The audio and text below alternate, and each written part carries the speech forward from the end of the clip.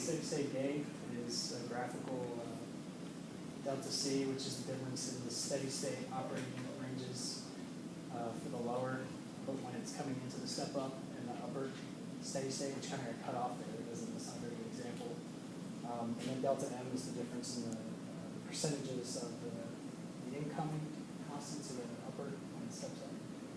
And so that's K. The time constant tau is a little bit harder to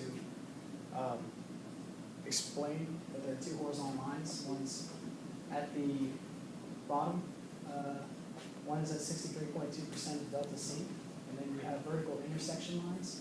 One occurs at the end stage, and the other occurs a little bit higher, where the horizontal intersects this other vertical line. And then between there is your tau. And then your dead time is just the time that it takes for your system to react to the step up or step down. Here's an example of our fit tube curve after we've gathered all of the data. Clearly it's not right. This should be more modeling the true output range, but instead it kind of drifted up and landed here on 0, right along 0 degrees Celsius. I'm not sure why that is, but I'm working on that. There's a little bit about the FOPDT. There's the equation we used. The FOPDT is nice because you just put everything into Excel and then manipulate variables until you have what looks like this, which is the FOPDT curve. It's kind of hard to see, isn't it? It's purple. We just manipulate these variables after we program it, and then we have our fit. The step up. This is the limitation I was talking about on the step up and step down. Because we're so high on the percentage of the power, we pretty much max out at 100%, and we can't go any lower in temperature than 45 to 50, because it's hard to we can't increase our power anymore to decrease the temperature. So we've run into a limitation there. Okay. Here are our step up constants, or time constants. This is tau. You see, this is the graphical. This is the fit tube method, the grays are, and the blues are the FOPDT method.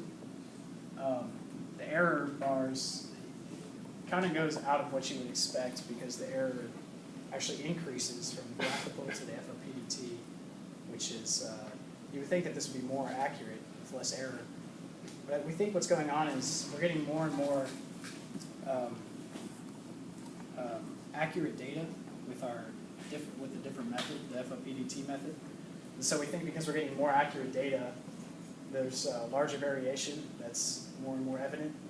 So that's why the overwhelming majority of these actually incur more error from the graphical to the FOPDT. There's those. You see the same sort of trend, more and more error. And this is on the gain constant. And then here's the step down. Dead time. We didn't think there was any step up dead time, so we just modeled step down dead time to see if there were anything worth noting. It actually does kind of look like there was a need to model this on a step up, but here's our step down data. And in conclusion, this is our overall data with our ranges, our two ranges. We cut off the 45 to 50 range because we were limited. Like I said, we couldn't achieve the 45 to 50 degrees Celsius output due to the limitations of our system. But here you can see the trend is usually it increases, the uncertainty increases between the step down and the step down graphical method, the fit tube method, and the FOPDT.